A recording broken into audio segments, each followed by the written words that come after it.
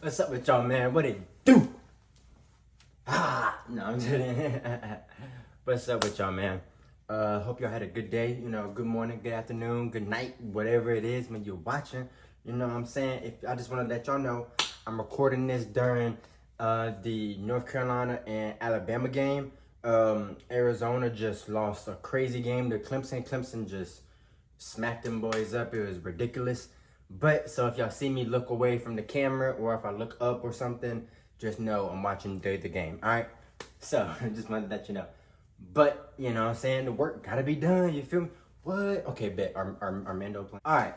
So today we're gonna be talking about the sad and kind of self-inflicting, demise slash sad truth of Colin Kaepernick, right? Okay, and that's why I started the video off like that. But anyway, man, let's just go ahead and slide right into this thing, okay? So Cap got drafted, way back in 2011. I know that was a little while ago for some of y'all, right? Some of y'all won't even born yet. I get it, right? But he's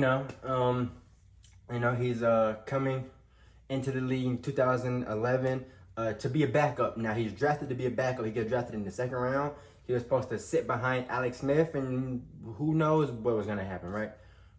And which he does. His first year, he does sit behind Alex. No biggie, right? But then he comes in week 9, in 2012, right? His second year in the league. Whenever we are playing very, very, very bad, right? But he comes and he comes into the game, right? And leads a 17-point fourth quarter, meaning, yeah, you heard me, 17-point fourth quarter, meaning we won. No, we didn't. We actually tied. I know it's crazy now. You don't really see too many ties these days. But he came in and tied it up for us. Shout out to Kaep, right? Then, played pretty good, through the rest of that season. Won some big games for us, you know what I'm saying? Won some big playoff games. We beat Green Bay in the divisional that year.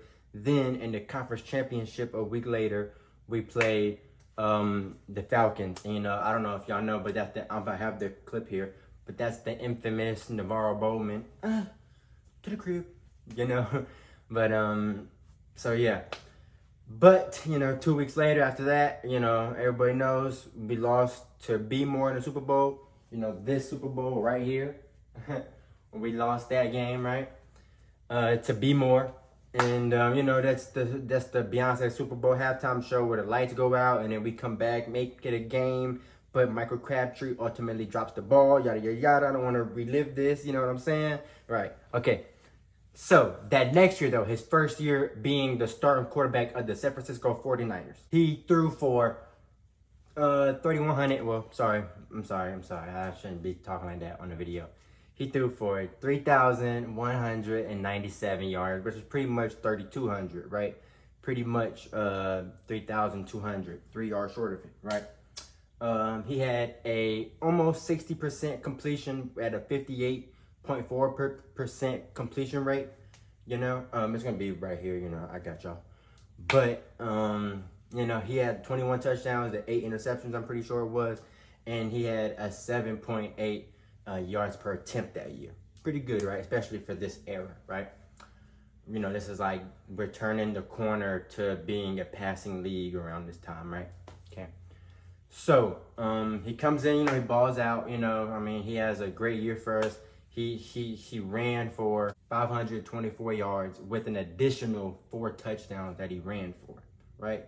Pretty good there, pretty good. You know what I'm saying? He was running, that ball pretty good for us, scoring for us, that prime Cap. I don't know if y'all might be too young, but that bicep kiss whenever he would score, oh man. The days, man, right?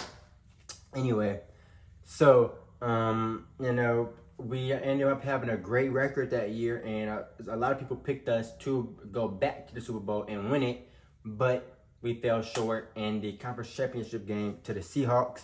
And, that's the year, the infamous, you should never test me with a sorry receiver like Crabtree. yada, yada, yada, right?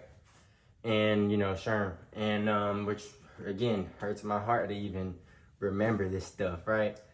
But, you know, we did pretty good there. But, you know, like I said, just ultimately fell short one game before the big dance.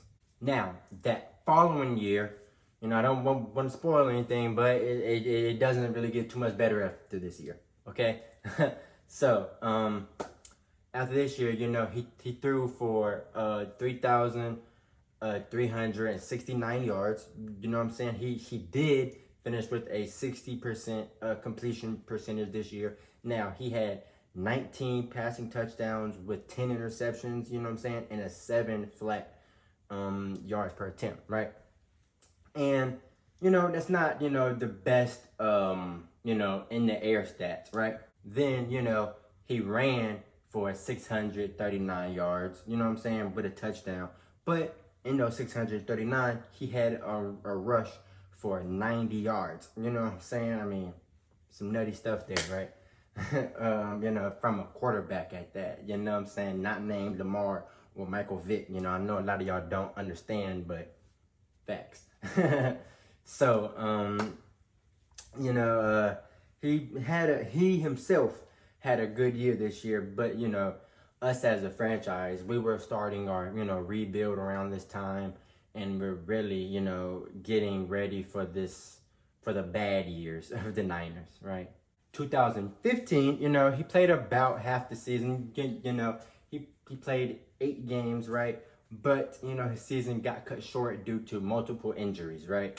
You know, he tore his labrum in his non-throwing shoulder, but that still plays a part in your throwing motion. It just does, right? But, you know, nonetheless, he tore his labrum in his non-throwing shoulder. He had a torn ligament in his thumb, and he had floating bodies in his knee. Now, he had to get surgery on the thumb and, you know, knee, right? Obviously the shoulder too, but, you know, the thumb and knee were the bigger ones here, right? Okay? Because, you know, that was a non-throwing one, right? Then he comes back that next season, which would be his last season in the NFL. In it, where, you know, in this season, he missed 5 games, I should say, right? But he did end up throwing for 2,200 yards, right? You know what I'm saying? He had like a 59, like I said, all the stats will be here for y'all. But, you know, he had like a 59 completion percentage. You know, he had a couple touchdowns, but, you know, nothing crazy there, right? I think he had like 16 or something like that. You know, maybe if he does play this whole season, he has his most passing touchdowns ever in a season. Who knows, right? But, oh, that was a bad shot. But, you know, who knows? This was also the year of the first kneel, right? Well, you know, he started it by, you know, sitting during the national anthem. And then, you know, he started to kneel. Which I just want to go out here and say that, you know, y'all might hate me for this. It is what it is. At this time, I was in the 7th grade when all of this was taking place. I was in the 7th grade. And I was Team Kaepernick, obviously, because he was a Niner, right? So I was supporting him, you know, through all this stuff. But, you know, I mean, what do I say here? I mean, it was his first kneel. You know, he ended up playing his last game ever in the NFL this season, which was our, you know, week 17, last week of the season, where he played his last game on January 1st, 2017, which a year where, you know, we wouldn't bring him back after that, right? But, you know, more importantly here, he had to battle more than just the opponents that he was playing every week. And, you know, all the normal media scrutiny he would have faced just being a NFL quarterback, right? It was on top of, you know, his political stance, you know. So he was fighting that plus that, you know what I'm saying? And during this was a time where a lot of people weren't really that understanding. It really wasn't to that next, at 2017, 2018, you know what I'm saying, season, where people really started to, like, stand with him. Even though, you know, he wasn't, you know, in the league. Standing with him is ironic, right? Because they weren't standing. But, you know, even though he wasn't in the league himself, people were still, you know, and this was around the time where rather than kneeling. People were starting to stand still during the national anthem, but they were holding hands and whatnot. You know, some of them would hold hands with this hand, have this hand up, or some of them would just do like this. I mean, you know what I'm saying? But, you know, nonetheless here, you know, this is really the demise of Kaepernick. And then he tried to come back, you know, for multiple different teams. And, you know, for one, if we're being honest, those injuries showed throughout, you know, his last season with us, right? Whenever they said that he was healthy, whenever he really wasn't, right? And, you know, he was really just compromised by that. I mean, truthfully. And then he is a quarterback who used his athletic ability a lot, which helped him, you know, be able to dissect the defense because they were worried about him taking off. You know what I'm saying? And since that is the case, you know, a lot of people just didn't want to take a chance on him. Plus, bad pub. You know what I'm saying? Bad publicity for that organization, whoever would have picked him up other than the 49ers. Even though we probably could have used him because we had Blaine Gabbert. He was god-awful for us. And then, you know, some of them years, you know, after him, you know, we had Brian Hoyer. I mean, you know, the list goes on and on. I mean, oh my goodness, CJ Beathard. You know, no shot at CJ though. I mess with CJ. Nick Mullins, I mess with him too. I mean, you know, these are just guys who we ended up having whenever we could have had Cap, but, you know, due to injury and, you know, his just bad pub surrounding his name, we just couldn't. Even though I was still rocking this jersey, bro. Everywhere I could. This is an old jersey from whenever he was playing, bro. Like, maybe 2015 or something. Like, why is it so big? Why can't you fit it as a 20-year-old man? Well, I was a little fat. Okay? I was. No, I'm not, but I was. So, yeah, man. I know, I'm just rambling now, man. Just going down memory lane talking about this. So, I appreciate y'all for even listening and getting this deep into the video. But, with all that being said, sorry for that big behind ramble. I appreciate y'all for listening and watching, man. And, you know, just, you know, coming here and really learning what was actually going on with Cap. You know what I'm saying? And, you know, he was just doing all of this for publicity because, you know, even this past year, the year before that, whenever The Rock, you know, Dwayne Johnson offered him a spot in the XFL, he was like, nah, I'm cool. I want to only play in the NFL. But then he called the NFL, you know, he equated the NFL to slavery and all of this stuff. He did say some bad things about the league. Yes, I don't want to sit here and say that it's only because of him kneeling is the reason why he's not in the league. No, it's because, for one, he's older now, you know, and he relied on his athletic ability. Not relied, but definitely used it a bunch, right? And just, you know, he said some crazy stuff about the NFL, man, which sucks because I miss Cap. You know, I hope he's doing good. Sometimes he has some outlanding quotes. I had to unfollow him because sometimes he's crazy. But shout out to him, man. I appreciate y'all for watching, man.